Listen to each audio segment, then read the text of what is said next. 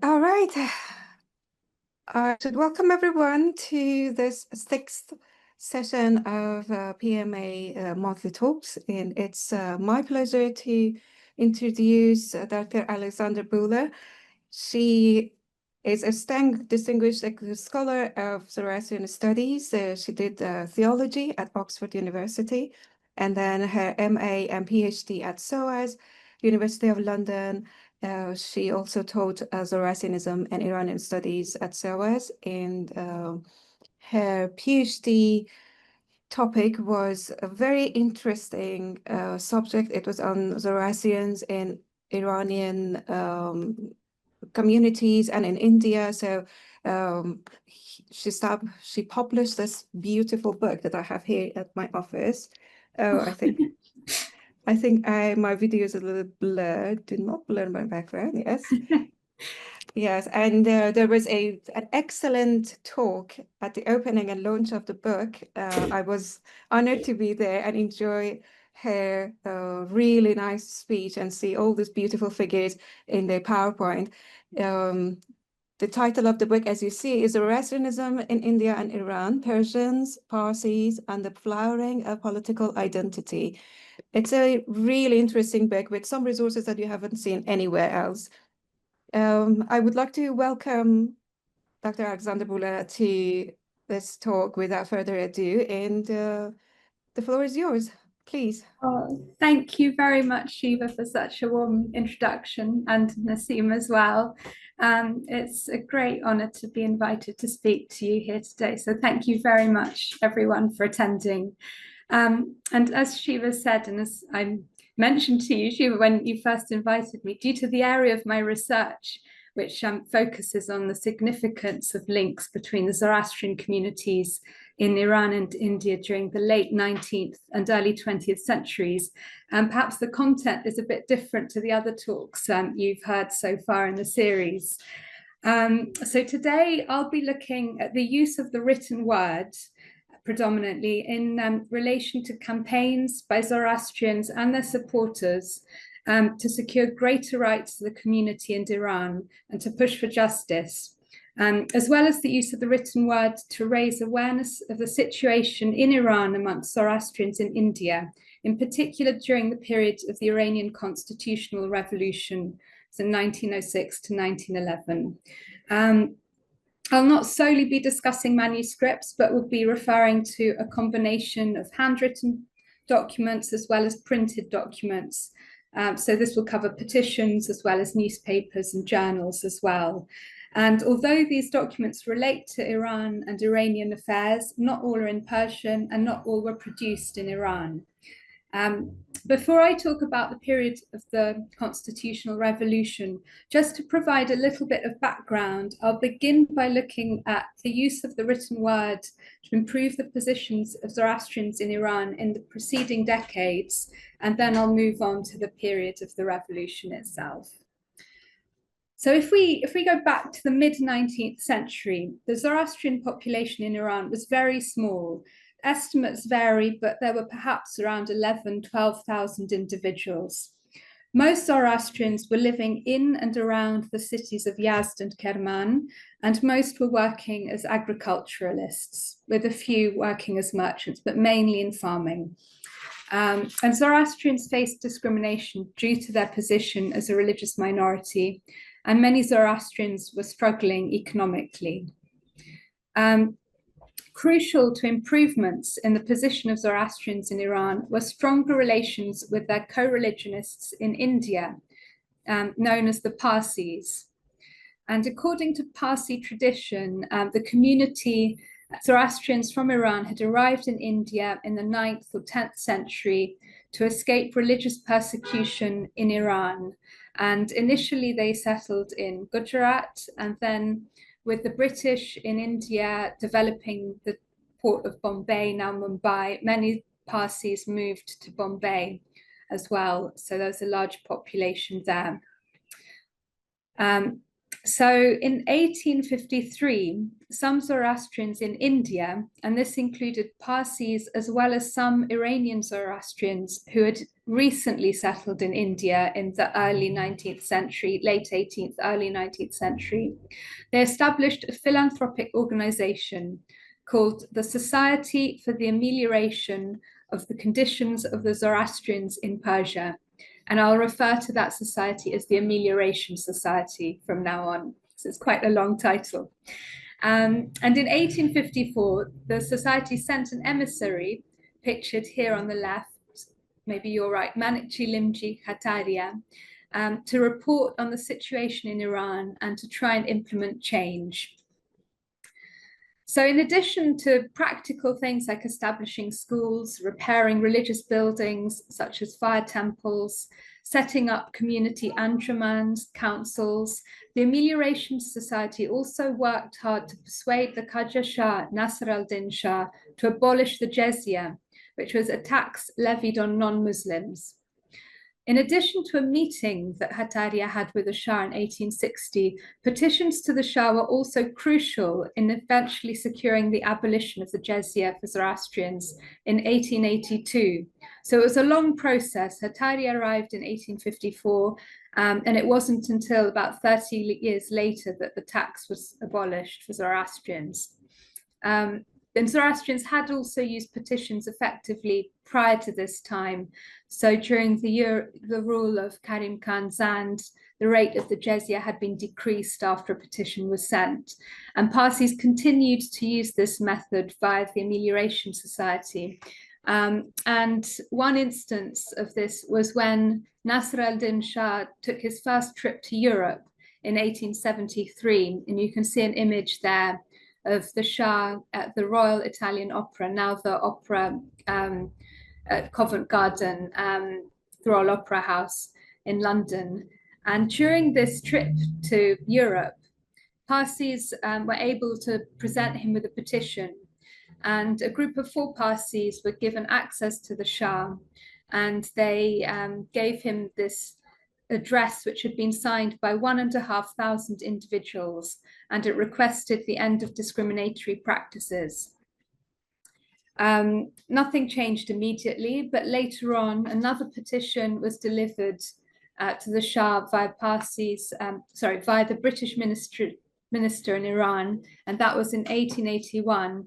And again, this was also about the difficulties faced by Zoroastrians, particularly forced conversions, again, the jizya, and it also highlighted the lack of justice after the murder in 1874 of a prominent Zoroastrian merchant in Yazd, who was called Rashid Merban.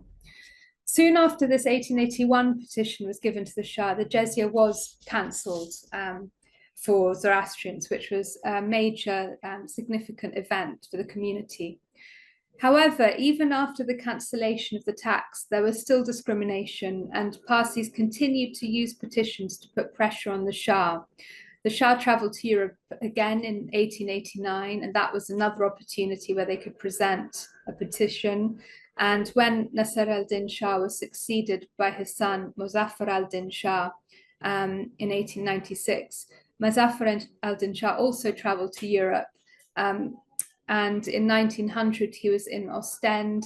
Parsis again presented him with a bound, illuminated address. In 1902, on his another trip, he was presented with an address. And this was, one was from Parsis in Bombay, and another address was from Zoroastrians in Iran. So it seems that delivering these petitions in Europe was sometimes viewed as having a greater impact than delivering the petition in Iran, perhaps due to the international audience that was surrounding the Shah when the petition was given.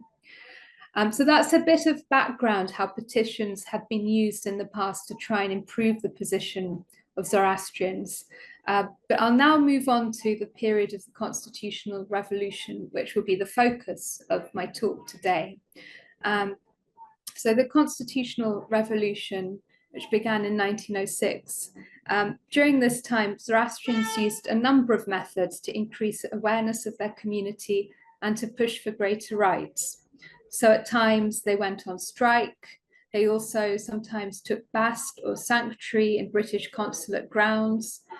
British Foreign Office documents record that there were private individuals between Zoroastrians and the British officials in Iran, as well as between Zoroastrians and members of the Iranian authorities.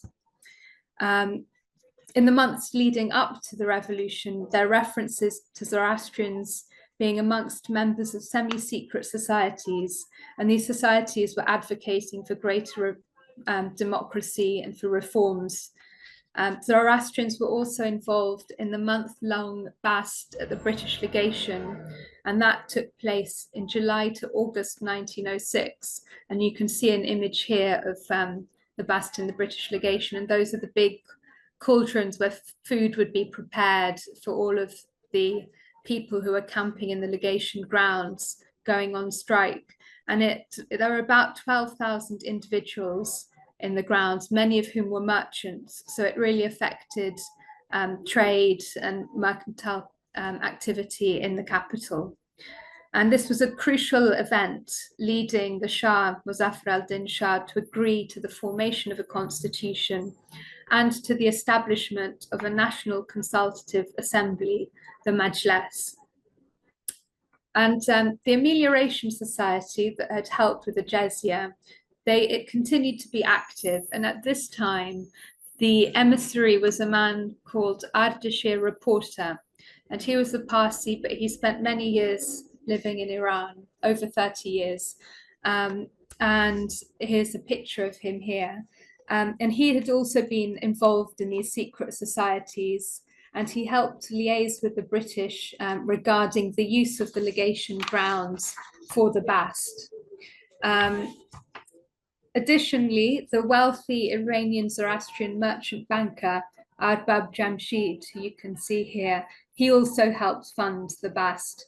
So by this stage, there were a number of very wealthy Zoroastrians, one of whom was Arbab Jamshid, and you can see him here with some of his staff. He's seated in the middle with a scarf around his neck. And he was not only a merchant, but also had a sort of banking operation, and he lent money to the Shahs. So very influential individual.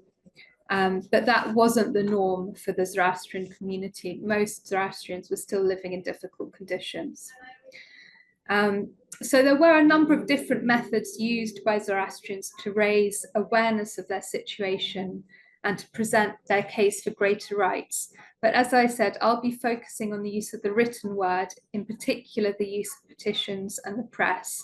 And some of these newspapers and journals were published in India and in Britain, as well as those published in Iran. And the petitions were not only from Zoroastrians in Iran, but also from India and by people outside of the community who were trying to support the Zoroastrian community. So with the announcement that there would be a parliament, initially all recognized religious minorities were going to be represented.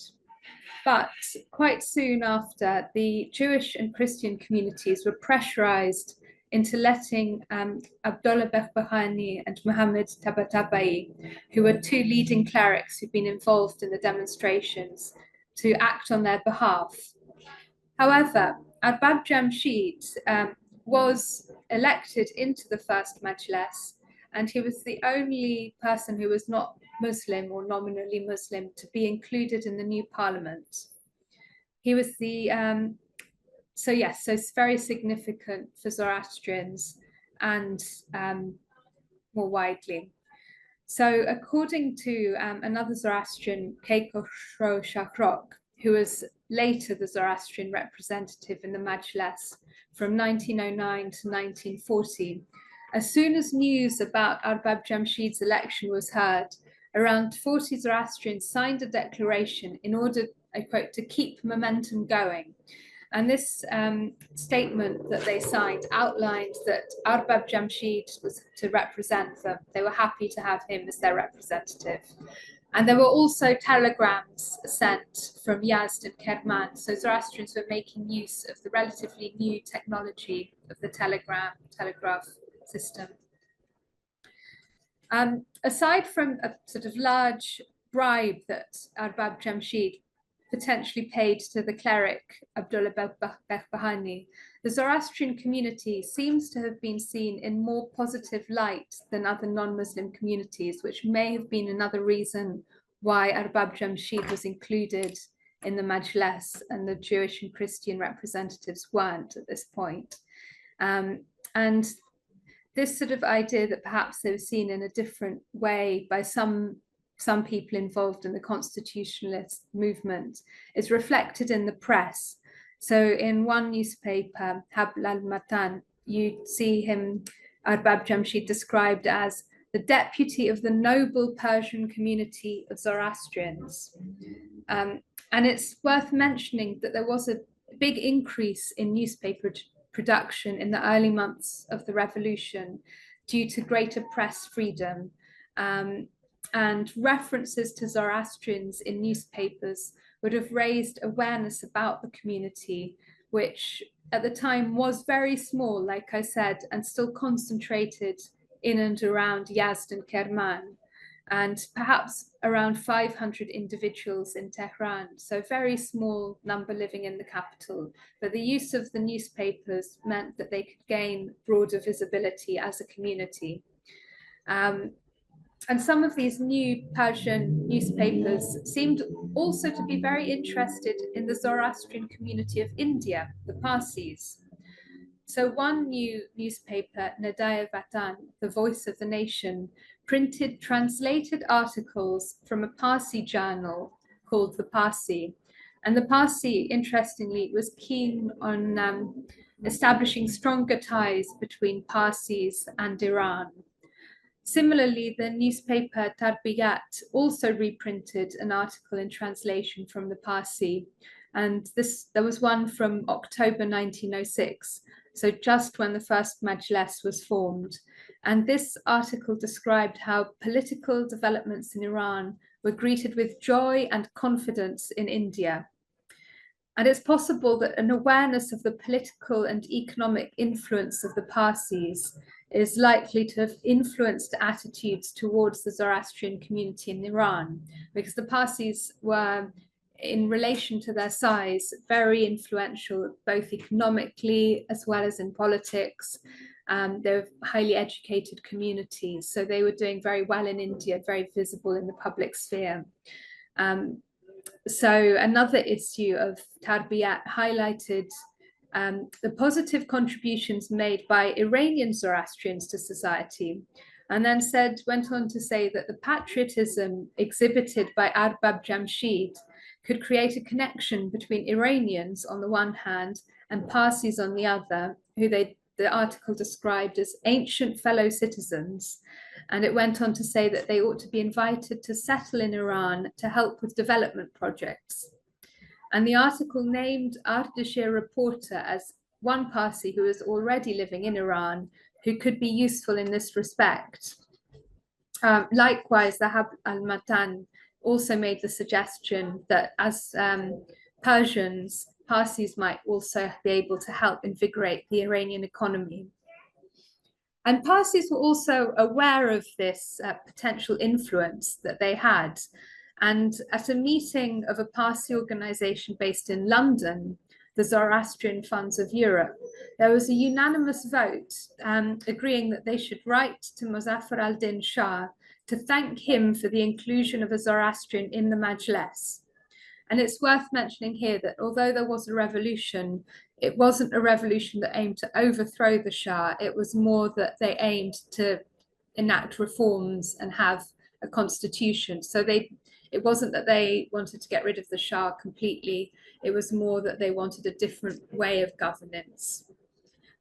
So the Parsis wrote to the Shah to thank him that the Zoroastrian had been included in parliament. And while Parsis in London were acting quickly, in India, a Parsi newspaper, the Rast Goftar, Truth Teller, criticized the Parsis in India for not having acted as quickly as the ones in London in terms of thanking the Shah. So although there was excitement about the Majlis and the election of Arbab Jamshid, there was also an awareness that Zoroastrians were still facing challenges in Iran. And the Rast Goftar stated, I quote, The significance of such a message would not be lost upon the Shah, and it will be an incentive to him and to his ministers to take greater interest in future for the communal welfare of the small but faithful band of their Zoroastrian subjects. So, as well as thinking about the potential improvements for Zoroastrians in Iran, there were some members of the community who viewed this period of political change as having opened up new opportunities for their own Parsi community in India. So one individual, Nauroz Parviz, who was a Parsi businessman and railway contractor, he delivered a talk in London, and he argued that Parsis ought to be more involved in trade between India and Iran. And he also encouraged the British to draw on their positive relations with Parsis to increase their trade, specifically with Zoroastrians in Iran. And interestingly, this talk was reported in London, but as well as that, it was also reported in India and in Iran in the Nadaya Vatan. Excuse me. So it reflects that there was this Iranian interest. Sorry.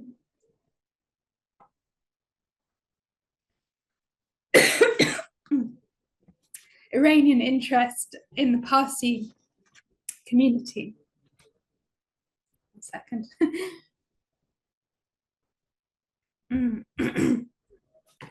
So the press was also influential in raising awareness amongst Parsis regarding the political changes taking place in Iran. And according to the journal The Men and Women of India, I quote, "Renewed attachment to the fatherland and a revival of interest in its affairs marked the special features of the Parsi New Year." And that was the year from September 1905 to September 1906. So just leading up to the formation of the parliament. And during this time, you see within the Parsi community, there were debates taking place as to whether they should be more involved in Iran and what their future might be in Iran, including the idea of a Parsi colony. And here you can see from one Parsi magazine, the Hindi Punch, this cartoon is making fun of the idea of the Parsi colony. It didn't think it could succeed. And it's using a story from the Shahnameh to satirize the plan. So you can see the king, Kaykaus, trying to reach the heavens on a flying raft powered by eagles who are flying up towards these 4 lumps of meat. But in the end, they get tired and the whole thing tumbles down. And on this cartoon, on the king is written scheme for Parsi colony. So it was saying that this was going to be a failure. But there were contrasting opinions. So in the Men and Women of India, there's a quote, "It is good for the Parsi community that this remnant has clung so tenaciously to its ancient home of Iran, which in course of time might give the shelter and protection of an enlightened government to a large section of the Parsis of India, now hemmed in on all sides by fearful competition." Because at this time, Parsis were worried that their influence was decreasing and that Hindus were becoming more wealthy and powerful, and the Muslim community as well. So these were debates taking place within the Parsi community in the early stages of the revolution. A few months after the constitution, the Majlis had first met, the Shah, Muzaffar al-Din Shah, died. So that was early in January 1907. And this was reported in India. So again, from the Hindi Punch, you have the fatherless child, which is the Persian parliament, who's lost its father, the Shah. And messages were sent by Parsis and by Iranian Zoroastrians based in India to Muhammad Ali Shah, his son, who succeeded him. And these messages aimed to secure the goodwill of the new Shah. So Zoroastrians in India thought that they were able to influence how their co-religionists in Iran might be treated under the new Shah.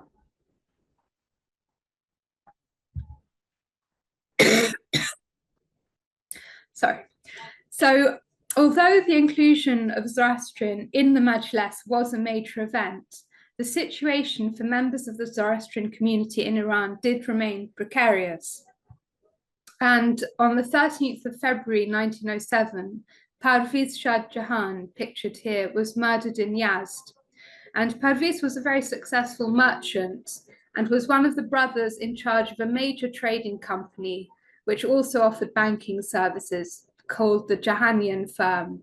So that was another big company. Arbab Jamshid had his Jamshidian company, and the Jahanian was another big company which also traded and had these banking services as well. After the murder, Zoroastrians in Yazd could use the telegraph system to quickly alert their co-religionists in Kerman, and Zoroastrians in Kerman then went on strike and demanded justice. Cables were also sent to members of the Amelioration Society in India, who then contacted Iranian authorities as well as British officials posted in Iran. And the Parsi politician, Sir Mantrajit Baunagri, who's pictured here, who was based in London, he was also contacted and his help was also requested. So it's important to see these calls for justice, not just in relation to the murder of Parviz, but also in the wider context of debates that were taking place in Iran at the time regarding supplementary laws to the constitution. So the Majlis deputies believed that a supplement to the constitution was necessary, as the initial laws had been drawn up very quickly in order for them to be signed before the expected death of Mozaffar al-Din Shah. So the constitution had been signed quickly, but now they were working on a supplement. And the content of this supplement was debated over, and it was many months before it was finally agreed and then signed by Muhammad Ali Shah. And he resisted this because he didn't want limitations being placed on his power. And within this supplement, key for the Zoroastrian community, as well as for the Jewish and Christian communities, was a proposed clause that all Iranians were equal under the law. And this clause was particularly contentious and led to very heated debates in the parliament.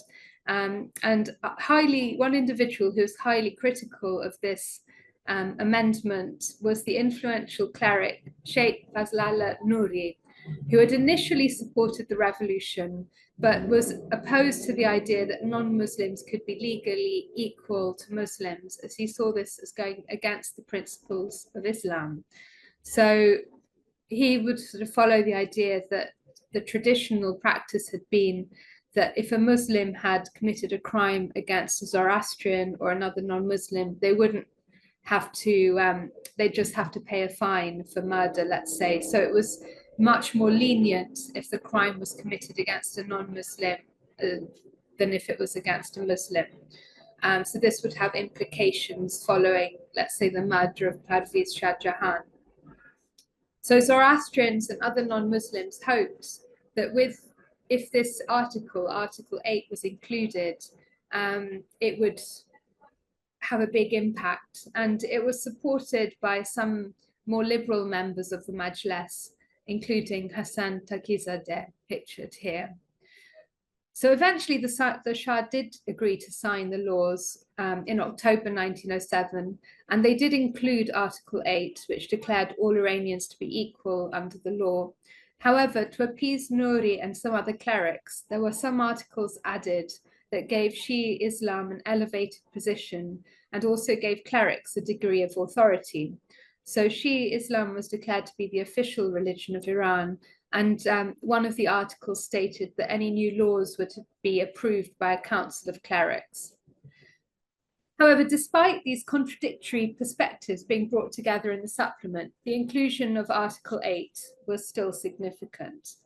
And whilst Nouri had a low opinion of Zoroastrians and was adamantly against the community gaining greater rights, on the opposing side, there were individuals like Taqizadeh who spoke highly of the Zoroastrian community. And you also see this reflected in constitutionalist newspapers. So in Surah Esrafil, the trumpet of Esrafil, the statement was made that Zoroastrians had preserved the spirit of ancient Iran, which was now being manifested in the constitution and the promotion of equal rights. And during these debates over the supplement, to increase support for Article 8, Zoroastrians helped fund constitutionalist newspapers, which then published letters from the community and articles that highlighted the strong ties that bound Zoroastrians to Iran. And similar themes were also found in petitions that Zoroastrians sent to the Majlis. So in one such petition, they appealed for equality and for adequate protection. And they stated that the Parsis, who they described as proud Iranians, were considering returning to serve their homeland after being in exile for 1,256 years. I'm not sure how they came to such a precise number, but they stated that. And in response to this petition, the Liberal Majlis deputy, Hassan Tahizadeh, underlined that the rights of Zoroastrians must be secured as positive relations between the Majlis and Zoroastrians, both in and beyond Iran, would be beneficial. And the Zoroastrian petition had outlined that if conditions did improve in Iran, Parsis might be encouraged to return to their original homeland. And in the Majlis, Zoroastrians were referred to by some deputies as noble and as national brothers and as children of Iran. So there were some positive descriptions there. So although Article 8 would have a positive effect on other recognized minorities, there were times when Zoroastrians were spoken about in more positive terms than Christians and Jews. And it seems that on occasion, Zoroastrians were more likely to be grouped together with Iranian Muslims and sort of seen as fellow Iranians. So one example, when a petition from Zoroastrians was read out in the Majlis and one from the Armenian community was not read out, the Habl al-Matan newspaper suggested that it was due to their shared heritage with Iranian Muslims that the Zoroastrian petition was read out. And the newspaper described the Jews and the Armenians as foreigners, in contrast to Zoroastrians who were brothers of the Muslims and who had a glorious past. But Zoroastrians were still concerned about safety, and a letter printed in Sob Sadek referred to Zoroastrians needing to make use of their relations with the British for protection. And the article outlined that there were two options open to Zoroastrians. Either they would continue to rely on foreign support, which the Majlis deputies wouldn't have liked because they were trying to decrease foreign interference in Iran, or they would have to be granted equal rights and reassurances that the community would be safeguarded.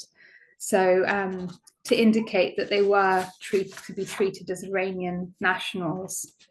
So the supplement was included, but there were still concerns and there were still sort of questions about the position of Zoroastrians. And this came to the fore again after the murder of another prominent merchant in January 1908. And it's not the person pictured here, but I'll explain why I've put an image of him here in a second. So the merchant who was murdered in Tehran was Arbab Feridun Khosrow. And Feridun was the manager of the Tehran branch of the Jahanian firm. So the firm that Parviz Shah Jahan was one of the brothers who managed it. And Feridun had been involved in constitutionalist activities at a time when there was a lot of tension between supporters of the constitution and Muhammad Ali Shah. Because in December 1907, the Shah had tried to dissolve the Majlis, but he didn't succeed as the Majlis had been protected by members of constitutionalist groups, including one called the Anjuman Azerbaijan. And Feridun had apparently been involved in this group and had also sometimes hosted their meetings. And just after the murder, the British Chargé d'Affaires, Charles Marling, wrote that there was no doubt the crime had a political motive, and he believed the aim was to frighten Zoroastrians, and I quote, from whom the Popular Party have received warm support. So Feridun was targeted for this reason, and After hearing the news of his murder, Zoroastrians and other supporters of the constitution reacted. The Tehran Zoroastrian Anjuman, so the Council of Zoroastrians of Tehran, sent a petition to the Majlis, within which they emphasized their Iranian essence and national blood, and they threatened that if the situation did not improve, Zoroastrians would have to leave their dear homeland. And some other groups also wrote in support of the Zoroastrian community, including an Anjuman that represented guilds. And the president of the Majlis underlined that Zoroastrians were national brothers and highlighted that arrests were already being made following the murder. A number of constitutionalist newspapers also expressed solidarity with the Zoroastrian community.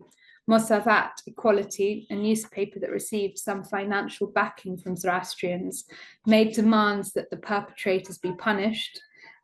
Also, the Anjuman Azerbaijan, the group that Feridun had supported, they printed an announcement in the newspaper Surah Esrafil and made reference to Zoroastrian involvement in their group. And this announcement described Zoroastrians as the ancestral heirloom of Iran and as the country's ancient people who ought to be respected.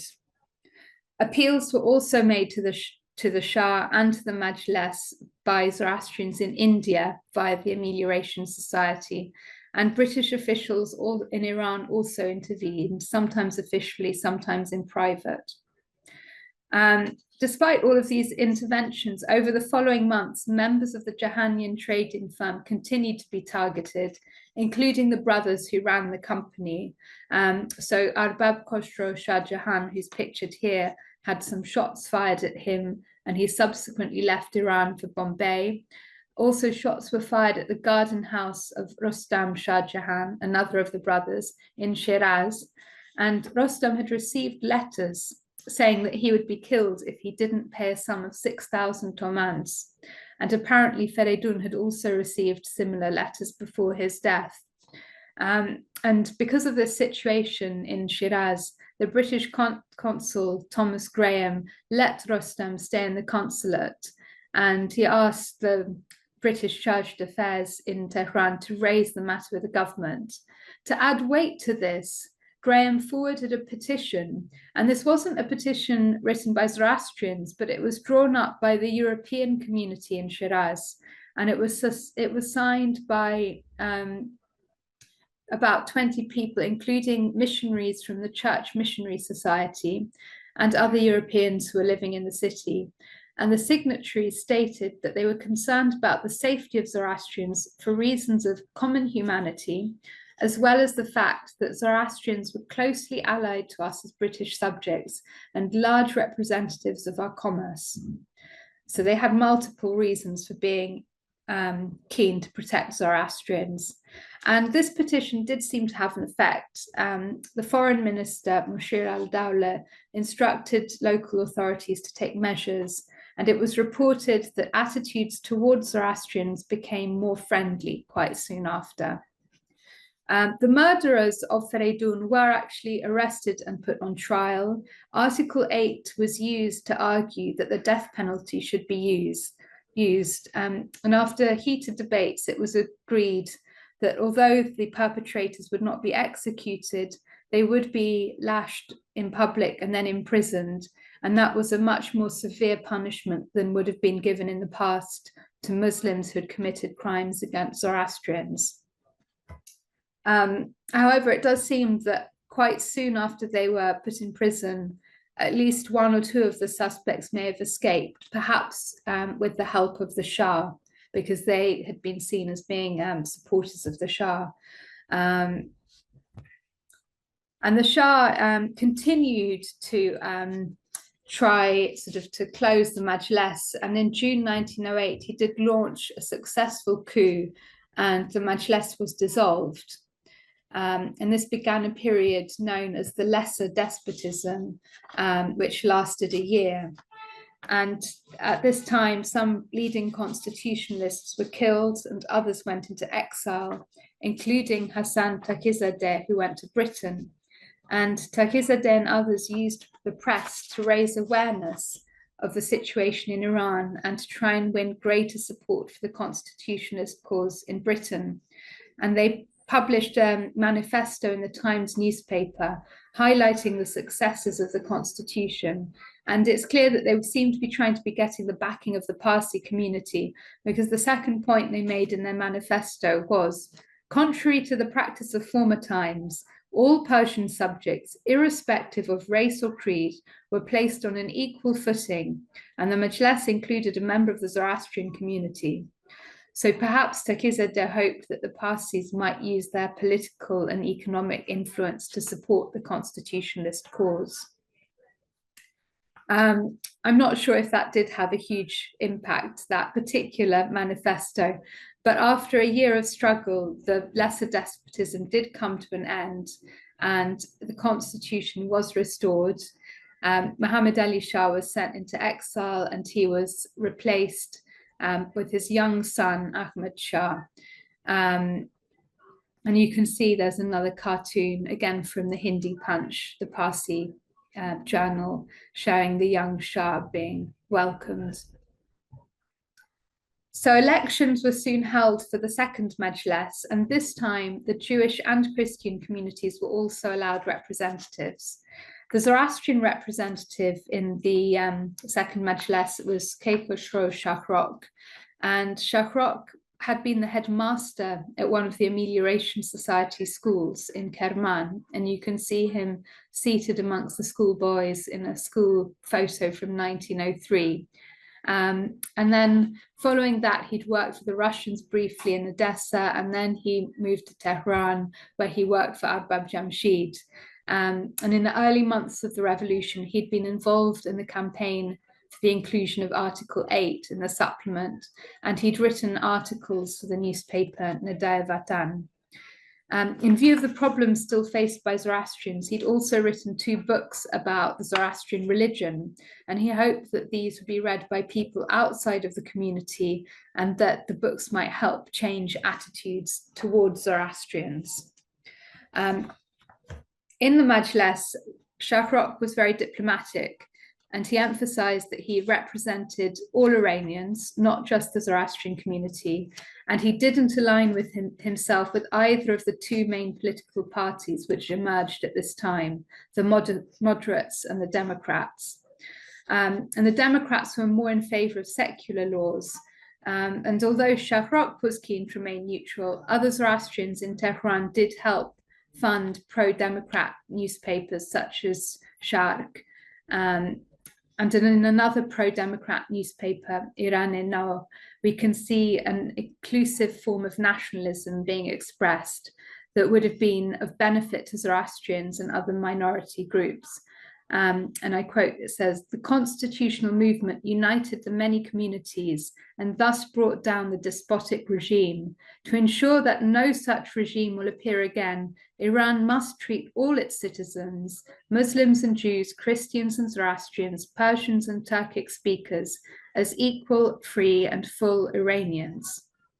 And Iranian now also highlighted Parsi patriotism towards Iran by publicizing that members of the Parsi diaspora in China, so there were Parsi traders living in China at this time, that they'd given donations for a town in northern Iran, Ardabil, to honor the memory of Mirza Jahangir Khan, who was the editor of one of the newspapers from before the lesser despotism, and he'd been killed during that period when the Shah had had his coup.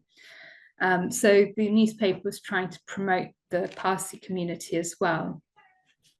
And then similarly, another article appeared in a newspaper from Yazd, Marifat, and that was about the Zoroastrian community. And in this article, the argument was made that Zoroastrians should be treated well and that wealthy Parsis ought to be encouraged to return to Iran.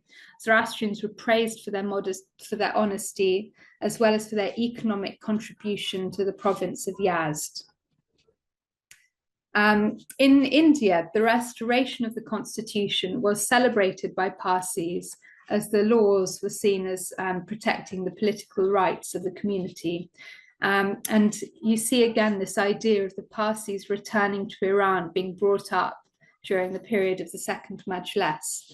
And here there's another image from the Hindi Punch, which suggested that the Zoroastrians, Parsis who had kept their faith alive in a foreign land could now return to their fatherland, and it's labeled "To Iran" underneath.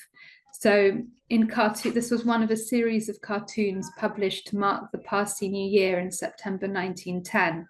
And you can see it shows the ghosts of two kings.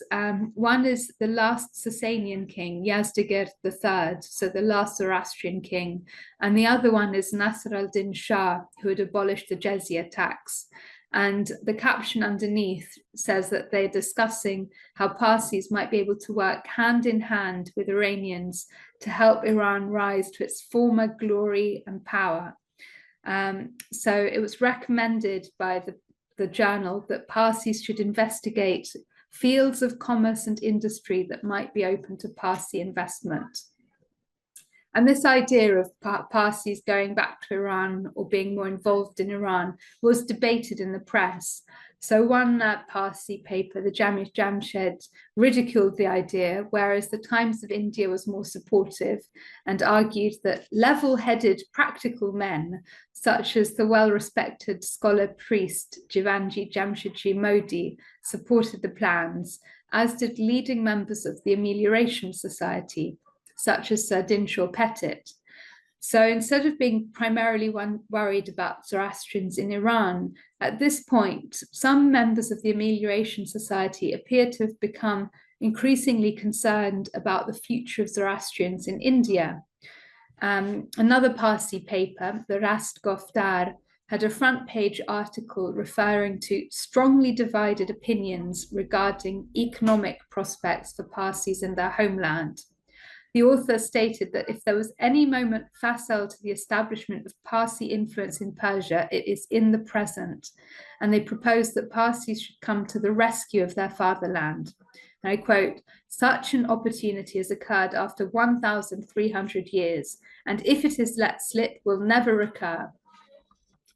And meanwhile, in London, there was a Parsi publisher, Nasarvanji Manikji Cooper, who also used the medium of print to strengthen links between Zoroastrians in India and Britain and Iran. He published books and a newspaper, the London Indian Chronicle, and some articles from his paper were translated into Persian and then published in Iranian newspapers. And Cooper also organized talks where individuals spoke on topics related to Zoroastrianism and to Iran, and some speakers encouraged Parsis to consider their responsibilities towards their homeland and to think about investing in Iran. So one example is the scholar Edward Brown, who was a strong supporter of the constitutionalists, and he delivered a talk titled "The Duty of the Zoroastrian Community Towards Regenerate Persia." And the content of the talks organized by Cooper were reported in India and also informed debates that were taking place within the Parsi community regarding their relations with Iran. There were some critics of this increased interest in Iran. One anonymous Parsi wrote to the Times of India and stated that Persian affairs are being keenly watched by the Parsis, and the recent revolution there has had curious effects on many among them. And this anonymous Parsi went on to explain that signs of awakening in Iran had led to visions of new fields opening out before them in that country. And this author linked this idea that there were opportunities in Iran to negative views that some Parsis held about the outlook for the community in India. However, the anonymous writer warned that the situation in Iran was not stable and there was still widespread lawlessness. And you see, towards the end of 1911, enthusiasm for greater Parsi involvement in Iran did decrease, particularly with the Russian advance on Tehran And this is another picture from the Hindi Punch showing the Persian cat being attacked by the Russian boa constrictor. And Iranian Zoroastrians in India sent a resolution to the British Prime Minister Henry Asquith and to the Foreign Secretary Edward Grey, asking them to support Iranians at this time. And I quote, they say, "This meeting humbly craves the sympathies of civilized nations for the cause of liberty in Persia, and earnestly appeals to them and the British government to use their moral influence in supporting Persia in her attempts to safeguard her liberty and integrity, for which she has been striving with patience." Sadly, the resolution did not have the desired effect. The British didn't act in support of the constitutionalists. And in December 1911, the Majlis was dissolved because of the Russian threat. And this is often seen as marking the end of the period of the Constitutional Revolution. So even though the period of the revolution ended in disappointment, Zoroastrians in India and Iran did view the constitution as having significantly improved the position of Zoroastrians. Not only had there been a deputy in the Majlis from the beginning, but also Article 8 was very important. As I mentioned, prior to the revolution, Zoroastrians had used petitions to the Qajar Shahs as a way of increasing their visibility and pushing for reform, especially for the cancellation of the jizya. And they continued to write to the Shah during the revolution. But with the establishment of the Majlis, Zoroastrians were also able to send petitions to the deputies in parliament, where key issues were being debated, including the legal position of recognized religious minorities.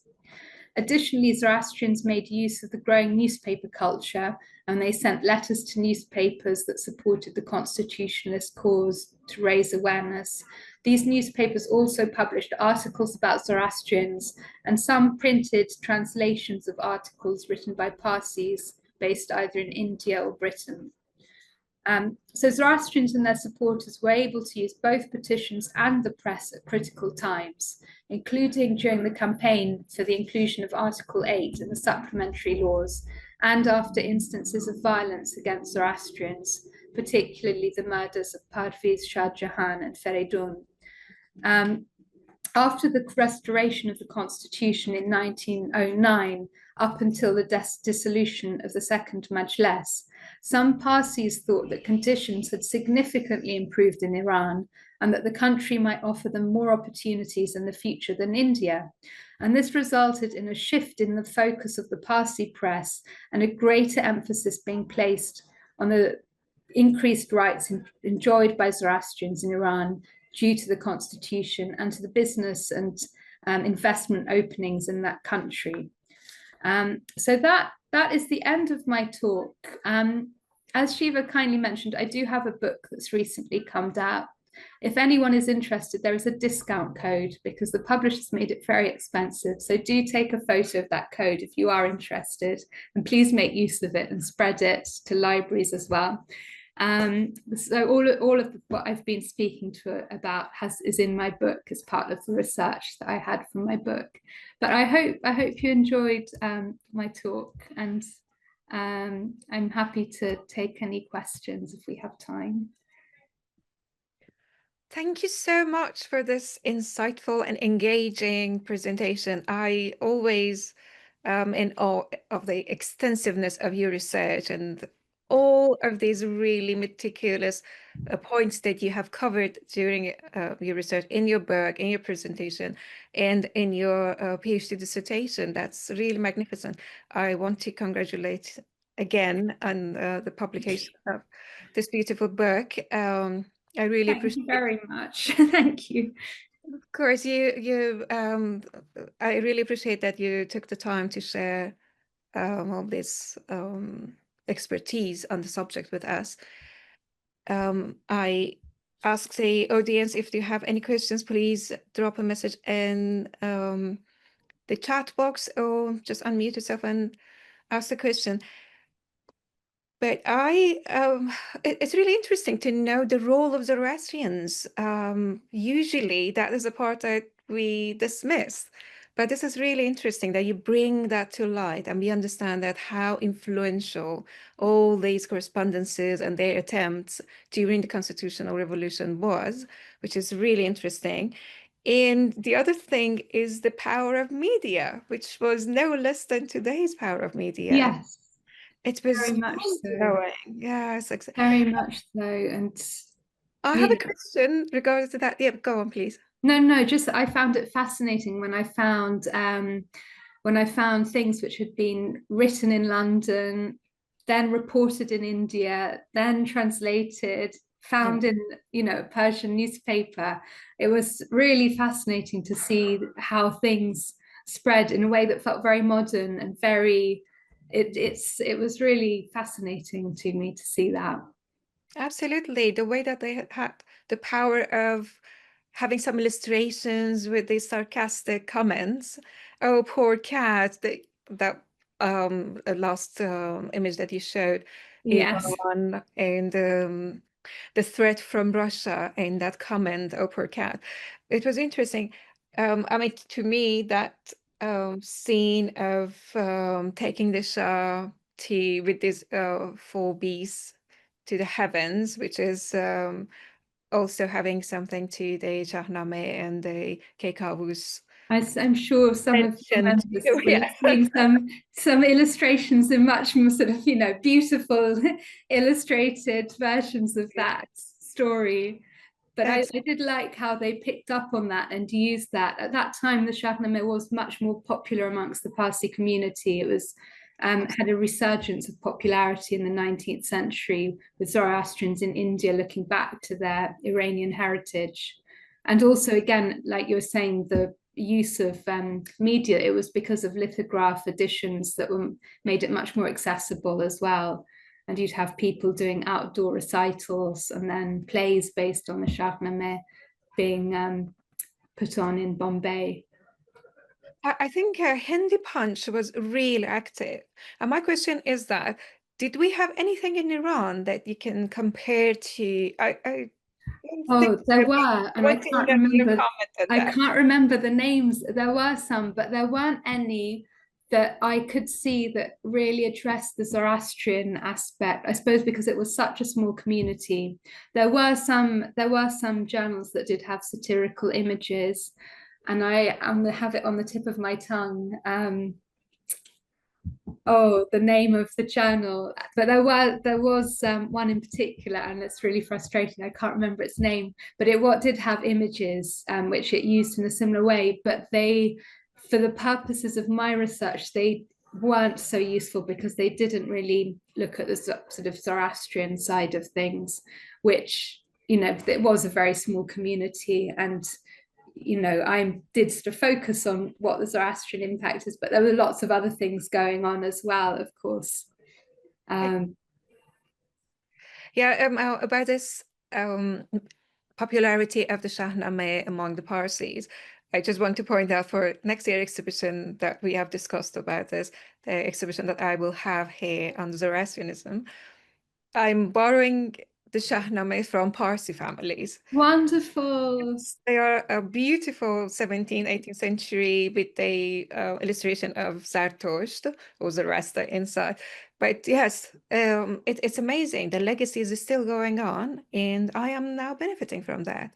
I would like to just stop talking too much and read you the questions in the chat. Amal is commenting, thank you so much for this very interesting talk. What inspired you to investigate this topic? That's a very good question, Amal. So I did as Shiva mentioned, I did a theology degree, so mainly looking at Judaism, Christianity, and then I wanted to learn about different religions. I went to SOAS and I did one module on Zoroastrianism. And initially I was interested in the religious ideas and thinking, why was I not taught this when I was doing my theology degree, the potential influence it had on the Judeo-Christian tradition. That was what interested me at the beginning. And then I sort of stopped studying for a little bit, missed it, and I was in touch with my my supervisor for my master's dissertation, Dr. Sarah Stewart. And we were sort of saying, if I did come back to do a PhD, either I'd have to learn Avestan and Pahlavi and do sort of analyze ancient Zoroastrian texts, or maybe I could do something that's sort of less well researched and look at some more contemporary history, learn a bit of Persian, try and uncover some of this more recent history that hasn't been researched as much. And from that, I started reading, and I'd find in books about the Constitutional Revolution, there might be a few lines about Zoroastrians, a paragraph here, a paragraph there. And I began to put all of these bits together and then realized that there was a lot more going on. And I was hoping to go to Iran for my research, but it wasn't a good moment. So I wasn't able to, but it meant that I went to Mumbai instead. And so then I sort of I broadened it out to include the Parsi community a lot more than I had initially thought I would. And that became really fascinating to see how interested the Parsis were in what was going on in Iran and how involved they were. And there's lots more I could tell you. At one point, they almost sent a loan to Iran. They were discussing the big loan. There was lots of involvement and sort of interest with what was happening. So I found that really fascinating. And I think I found really interesting the links. Like I mentioned, that there were some Zoroastrians in London, some in India, some in, the others in Iran, and the communication and this network that was how it was used to try and push things to improve conditions, secure justice.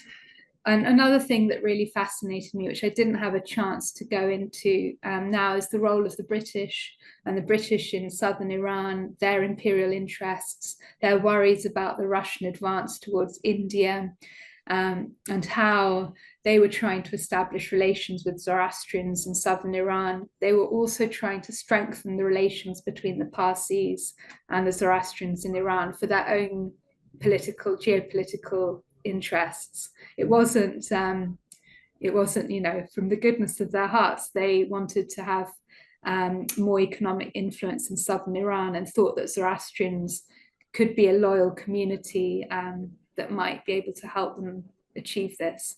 So there were lots of different layers, and that's, I think, why it took me so long to write the book, because it was how to write this all in a clear way where you have different geographical locations and lots of different layers of what's going on. But that's sort of what inspired me to, what led me to the topic. Amal, thank you for that question. You've done a really brilliant job.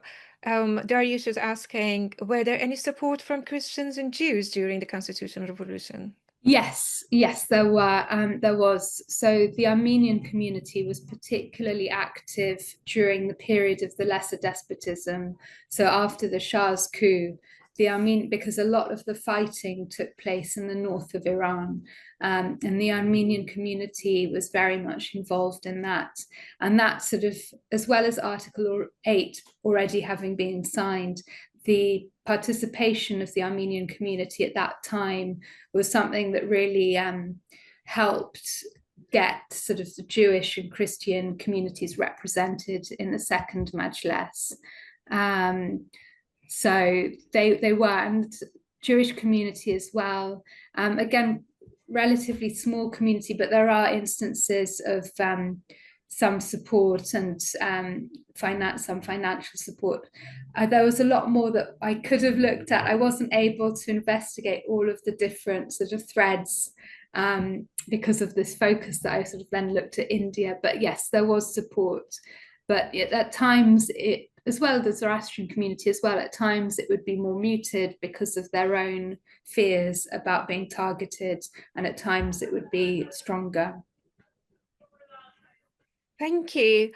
Roxana Zanhari, who was our speaker last month, I guess, is commenting, but we all believe in what a remarkable collection India. It's Hindi Punch, and you're exploring for your research, and She's saying that this is brilliant. Thank you so much, Roxana. And I'm sorry I missed your talk last month, but I hope I can see the recording. Yeah, it was really brilliant what Roxana delivered here. We are thankful of all our speakers. Amal is thanking for your answer about what inspired you to investigate this topic, and she's saying that what an interesting academic journey you had. Ida is having a comment. Thank you for this great presentation. I truly enjoyed listening to it. And I was amazed by the strong relationship between Britain and the Zoroastrian community. Is it still the same today?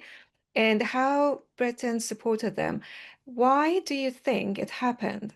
Was this also the case for other minority religions, such as Jews and Babis, like Babi of, Baha'is and Babis in Iran? Yeah. Did Britain supported them as well? So that's a really good question. So in order to understand the British support for the Zoroastrians in Iran, I should give a bit more of a background. It's very much tied to the British relations with the Parsis in India. So the British, when they developed Bombay from sort of particularly maybe the 18th century, they encouraged people to move into the area. It was just a sort of islands and not very populated. And they gave the Parsi community, and they said you can have a fire temple, you can practice your religion freely. They sort of made it very attractive. Parsis were very quick to settle in Bombay, and they did very, very well economically. And they were also, they had good relations with the British in terms of trade, acting as agents. So very much involved in trade in Bombay, going to China in particular, and also in sort of Indian Ocean, and going to Iran as well. So the British did sort of not rely, but they benefited from having good relations with Parsis who were well educated, who were lawyers, who were involved in politics at a regional level. So it was very much in their interest to maintain these good relationships. So when Parsis said, oh, our co-religionists in Iran need help, the British couldn't really say no. They had to sort of do something because they did need those good relations with the Parsis. They did also support other minority groups. Again, sometimes Jewish groups would write to the British and ask for help, again, using influential individuals to sort of to get that leverage. So they did sort of help other minorities, but there was a time where, because the Zoroastrians were living in the southern part of, well, middle and southern part of Iran, in Kerman and Yazd, those areas were particularly useful for the British in geopolitical terms, because they wanted to protect southern Iran from any Russian advance. They were worried that the Russians might go south into India. So they wanted to protect Zoroastrians, improve the position of Zoroastrians in society, make it more likely that Zoroastrians would get even more involved in trade. And they wanted a loyal group. They, at some point, they sort of even said, you know, if worse comes to worse and everything collapses in Iran, we can have Zoroastrians there as the loyal group helping us. So they really wanted to promote that. I think they did sometimes, you know, speak out for other minorities, but with the Zoroastrians, because of the link with the Parsis, it was, I would say, a stronger relationship there. Yeah, thank you. Really interesting question. Thank you, Ida. Yeah, I did not see any other questions, but when I was in Yazd, like a couple of months ago, I went to this museum of Mehraban Pouladi, who is the Mubadan, head of the Zoroastrian Association in Iran. And there were lots of documents about the trading between England and Iran and India with Parsi links. So there was particularly one really long and very well preserved document showing the Parsis in Iran Zoroastrians in Iran and Parsis in India were having this trading with people in Manchester, for example. Yes, so the cotton, it was the Manchester cotton was a big thing. So the cotton, yeah, people would be trading in Manchester cotton. And yes, I think it was Khosrow Shah Jahan, one of the brothers, actually traveled to Manchester. And at one point he was in Manchester and tried to get, he'd asked the British, I'm here, I'm worried about my safety. Can you give me a British passport? And they said, no, because you're an Iranian national, you can't also have a British passport, but we can give you some increased protection. But it wasn't enough. He still felt threatened. And then he went to India. But yes, there were links with Manchester. And there was another firm, Dixon and Co., which was a British, I think, based in Manchester again. And they used a Zoroastrian firm as their agents in Iran. So very much all of these links. And that was another reason why the British supported the Zoroastrians, because there were these British companies that they relied on them for the trade. So actually, when Feridun, I think it was after the murder of Feridun, one of the Dixon and Co., the British company, did also write in support of the companies, saying, we will try and offer protection. Is there anything we can do to the British Foreign Office? They felt maybe the Foreign Office wasn't doing enough. So they were also petitioning. So yeah, lots of interesting links. That sounds like a very interesting museum you went to see, Shiva. Yes, it was really incredible. And the story behind it was even more unbelievable. So they had this rather old house, and it was almost in dire need of some restoration. And they find this huge chest there, and they were not aware what is inside. And then suddenly they have this wealth of all the documents from his grandfather, great grandfather, lots of manuscripts, lots of different. Actually, I'm trying to bring one of his like ancestral treasures, which is an illustrated Avesta manuscript from Safavid period. How beautiful. It's really magnificent, yes. And then they have preserved all of these beautiful things. There were 6 chests, 5 of them stolen. This is just one, but they have established this beautiful museum and they're sharing it with everyone. I think it's part of the history of any Iranian, and we have to really be aware of this. Thank you so much for doing this beautiful job, and I hope you don't stop here. Your first book was so successful. Please go on and do this beautiful research and tell us more about our history.